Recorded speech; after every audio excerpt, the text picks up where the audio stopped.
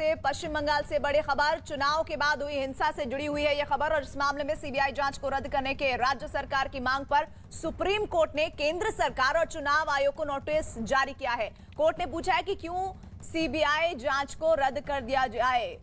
इस मामले की अगली सुनवाई 7 अक्टूबर को होगी। 7 अक्टूबर को इस मामले में अगली सुनवाई होनी है। पूरा जो मामला है वो पश्चिम बंगाल में चुनाव के बाद हुई हिंसा से जुड़ा हुआ है। सुप्रीम कोर्ट का केंद्र और इलेक्शन कमीशन को नोटिस है।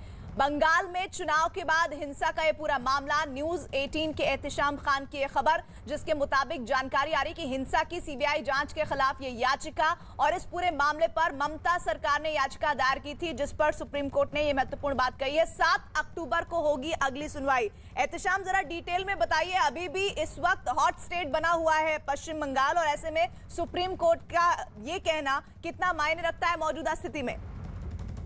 देखिए, ये एक प्रक्रिया है जिसके तहत सुप्रीम कोर्ट ने केंद्र सरकार और चुनाव आयोग, सीबीआई सबसे जवाब मांगा है कि पश्चिम बंगाल सरकार जो तर्क दे रही है उसका क्या काट है, उसका क्या जवाब है इनके पास। पश्चिम बंगाल सरकार का कहना है कि हाईकोर्ट ने जो सीबीआई जांच के आदेश दिए थे वो बिल्कुल गलत है, और सीबीआई जो जांच कर रही है वो पक्षपात से ग्रसित है। साथ ही साथ जो हाईकोर्ट ने आदेश दिए थे वो राष्ट्रीय मानव अधिकार आयोग की रिपोर्ट के आधार पर दिए थे, वो रिपोर्ट भी सही नहीं है। इन सब को आधार मानकर पश्चिम बंगाल सरकार सीबीआई जांच को रद्द करने की मांग कर रही है। लेकिन देखना है कि जब सीबीआई अपना यहाँ पक्ष रखेगी तो सीबीआई क्या कहती है कि क्यों वहां पर सीबीआई जांच होना जरूरी है। इस मामले में अगली सुनवाई 7 तारीख को होनी है, 7 अक्टूबर को होनी है। ऐसे में उस सुनवाई के दरमियान क्या कुछ होने की संभावना है एहतिशाम?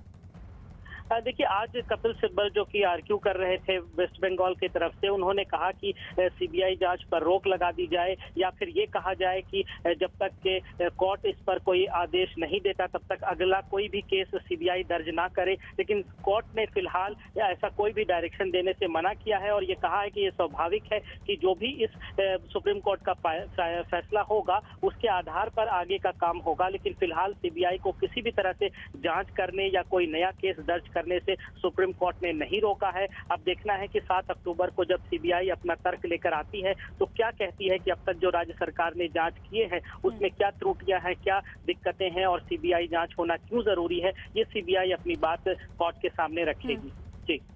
जी एहतिशाम, साथ ही एक और बात बताइए, इस पूरे मामले में जिस तरह से ममता सरकार की तरफ से